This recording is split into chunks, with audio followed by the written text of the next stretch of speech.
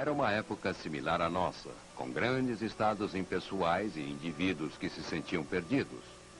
Uma época de consumo, brutalidade, sofisticação, experimentação e tentativa de encontrar justificação e consolo em cultos religiosos. A era helenística, neste episódio de A Tradição Ocidental.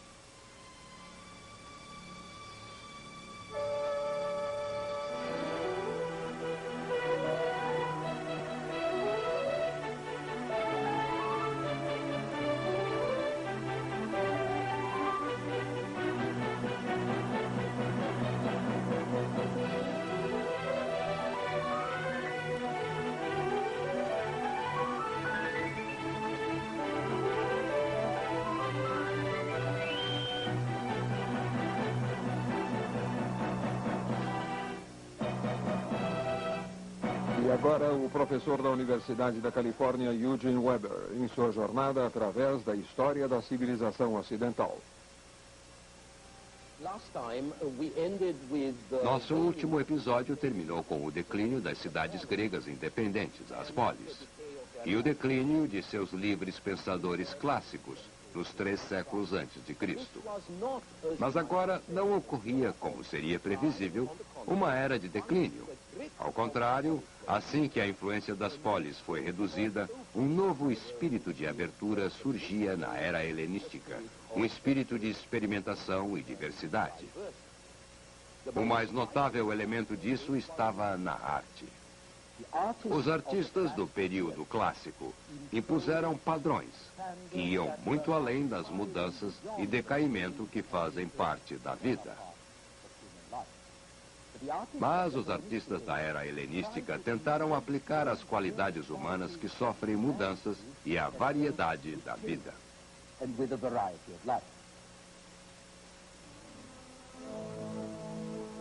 A perfeição clássica era pura, austera e sem mudanças. Os artistas do período clássico e pré-clássico da Grécia buscaram formas que poderiam ser vistas como eternas e ideais, calmas e fixas em sua perfeição. Mas aí tudo ficou mais solto. As estátuas da era helenística parecem mover-se como seres humanos. Elas expressam emoções humanas. Elas buscam maior realismo, movimento e sensualidade. Esta é a arte de uma sociedade que está satisfeita consigo e não quer imitar deuses ou heróis. Fortuna não está mais entronada em rígida majestade. Ela senta-se como uma mulher normal. Afrodite flui e curva-se num movimento sensual. Vitória alinha-se na proa de um navio e podemos sentir o vento pressionando a roupa contra seu corpo.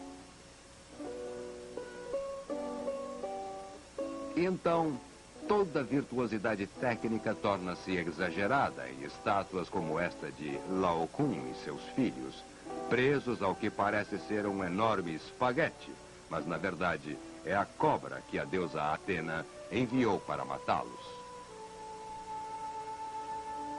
Nesse sentido, os gregos helenistas eram como nós.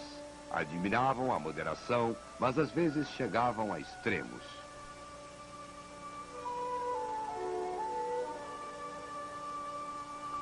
Mas embora esta arte, com seu toque barroco e caráter grotescamente açucarado, seja menos admirada que as anteriores, ela é mais natural, mais dramática e dinâmica. E também é mais inclinada a referências históricas.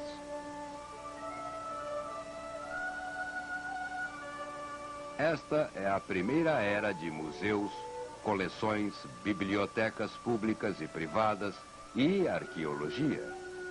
Aquilo que alguns consideram uma época de fragmentação e alienação num estado impessoal, outros apreciam como a maior independência numa sociedade mais aberta e menos restritiva. A polis decreta que a arte sai, o indivíduo determina que a arte entra. Há retratos em bustos e pinturas que não são idealizados, mas sim imitam a vida. Há paisagens e naturezas mortas que teriam sido irrelevantes na época dos deuses e das polis. E agora, o centro da vida literária não é Atenas, mas sim Alexandria, que produz a especulação psicológica com biografias e autobiografias.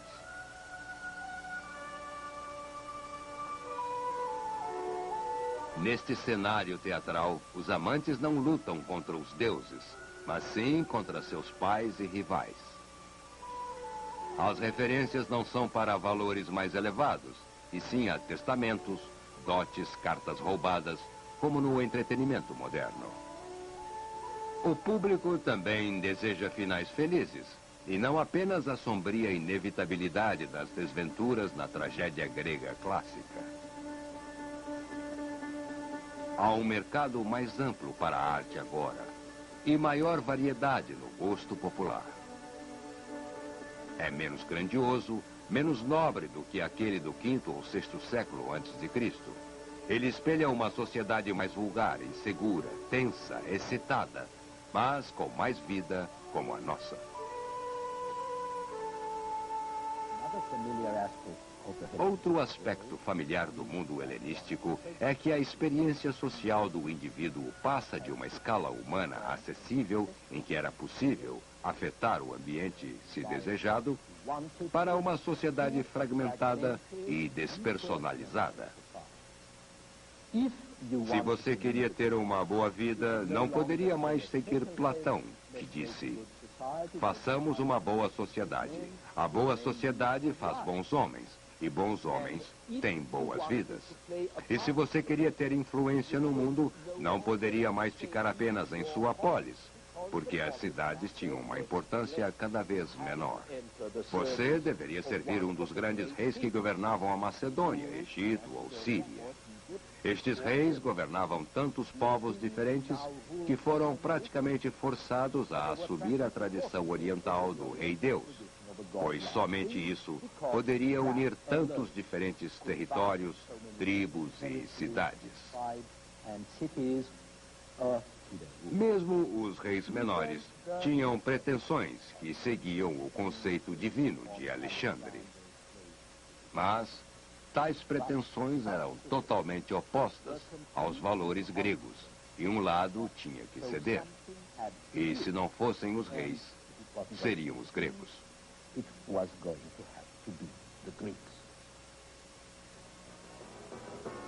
No quarto século antes de Cristo, quando Alexandre pediu à Grécia que o adorasse como a um deus, os espartanos, por exemplo, reagiram com uma mistura de praticidade e ceticismo. Se ele quer ser um deus, disseram, deixem que ele seja um deus.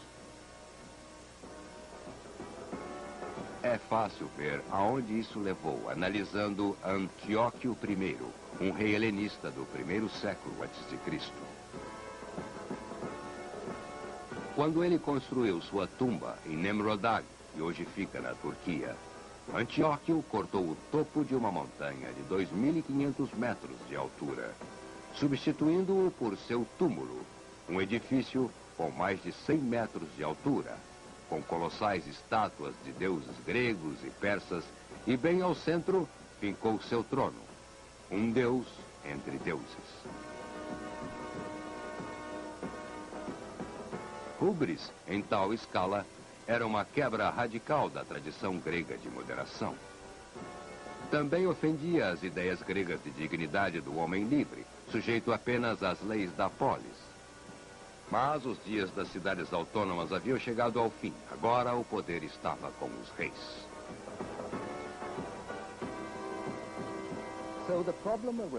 Surgiu o problema. Como um homem de pensamento livre poderia adaptar-se a esta nova situação? O que ele deveria fazer para viver como um homem bom, honesto, seguindo os seus princípios? Deveria manter-se neutro ou agir? E se ele agisse, que preceitos deveria seguir? Este era o problema de várias escolas helenísticas de filosofia. Os problemas que elas tinham que enfrentar. E embora tinham respondido de formas diferentes, todas concordaram que o homem deve encontrar a fonte de liberdade e justiça dentro de si mesmo. A liberdade, em eras clássicas, consistia de obediência às leis da cidade e seus deuses. Mas na era helenística, ela teria que ser uma liberdade interna, que vem da união total com a ordem cósmica.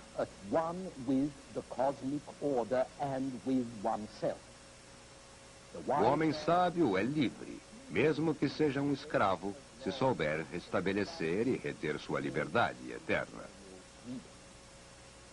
Se ele for seu próprio senhor, então não terá um senhor.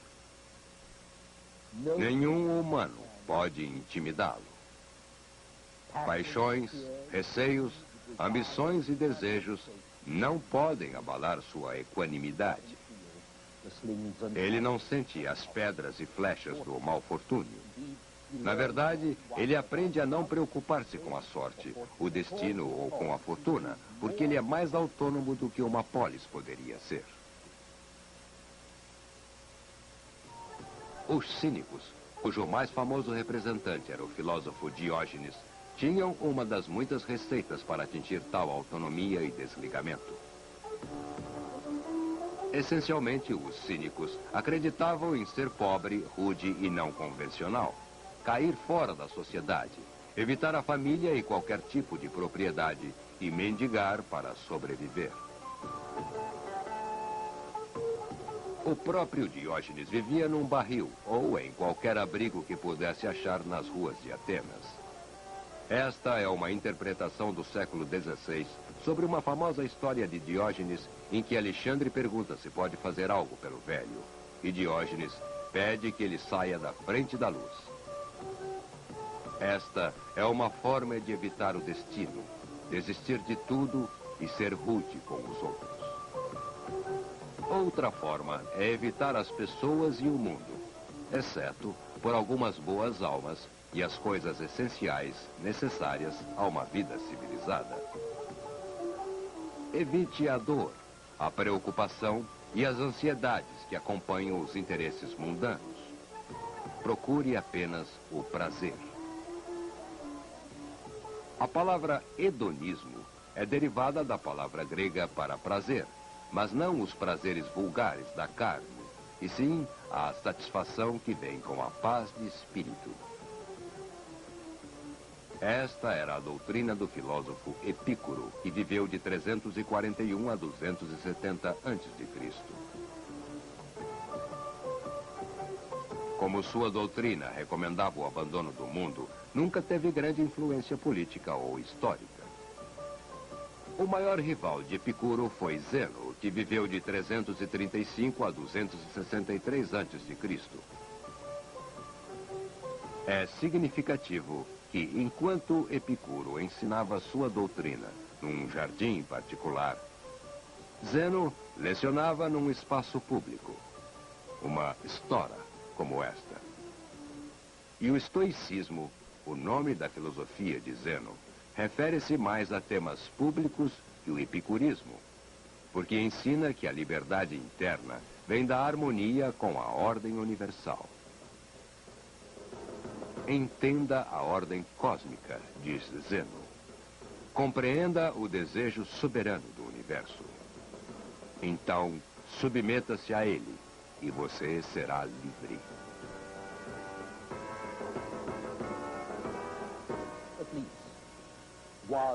Pelo menos, esta era a visão dos estoicos de uma autonomia espiritual.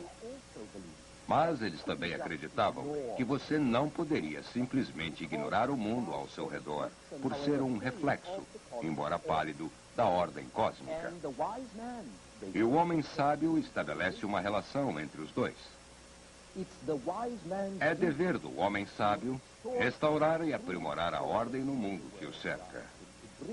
Alinhar o mundo com o cosmos. Indicar ações aos governantes, transformando reis em filósofos.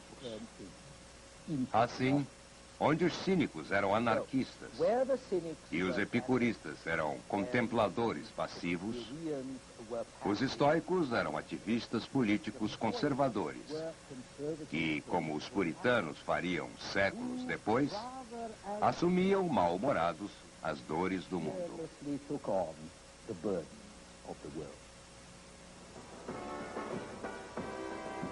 Mas, por mais relutante que pareça o estoico, sua filosofia é positiva, porque ele ensina que uma ordem superior governa o mundo e que é dever do homem bom respeitar os valores nobres que são sua maior recompensa.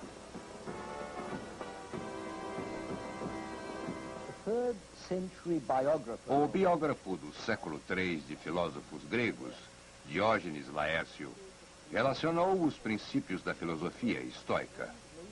Ele disse: o fim pode ser definido como vida em acordo com a natureza. Ou seja, de acordo com nossa própria natureza humana, bem como a universal. Uma vida em que evitamos quaisquer atos proibidos pela lei que é comum a todas as coisas. Isto significa a razão correta que permeia todas as coisas. Esta crença estoica em uma lei moral da natureza e compreensão de todas as pessoas foi traduzida em termos legais romanos e tornou-se a sanção por detrás do governo em larga escala e foi passada à Idade Média e além disso. As crenças estoicas também contribuíram para o cristianismo, como podemos ver nos trabalhos de Epíteto, um filósofo grego que viveu de 60 a 120 depois de Cristo. Ele disse: tu, ó homem, és a principal obra de Deus. És uma porção distinta da essência de Deus e contens uma certa parte dele em ti. Por que então ignoras teu berço nobre? É dentro de ti que o levas e não percebes que o profanas com pensamentos impuros e atos sórdidos. Mas, nesse interim, houve outro aspecto sombrio do período helenístico: a persistência e popularidade das religiões misteriosas primitivas. Estas mulheres participam de rituais dionisíacos. Somente os iniciados aprendem os segredos do mistério da vida e, assim, somente eles podem atingir a salvação. Não importa se um culto adorava Ísis ou Serapis no Egito, Mitras na Pérsia e outros, todos tinham algo em comum. Referiam-se ao indivíduo, não às polis. Nenhum deles aceitava a responsabilidade política e uniam as pessoas em comunidades de idólatras independentes da religião estatal. Os mais simples eram as religiões mais velhas, como este culto eleusínio aqui mostrado, ou os cultos dionisíacos. Este é o próprio Dionísio, o deus da fertilidade, vinho e drama. Em todos os cultos, um jovem rei aparece portando a primavera e um novo verão. Ele aparece como o salvador da terra, que o inverno tornaria fria e sem vida, e que com todas as poluições do passado perderá a fertilidade. E por extrapolação, o jovem rei também é salvador e purificador da humanidade, de todos os tipos de males, trazendo uma nova era ao mundo.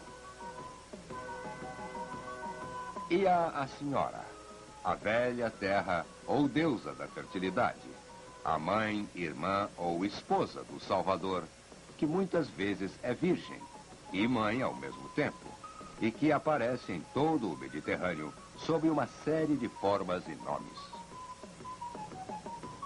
Finalmente, aos corpos celestes: o Sol em sua carruagem, a Lua, as estrelas representadas por estes meninos que desaparecem quando chega a aurora.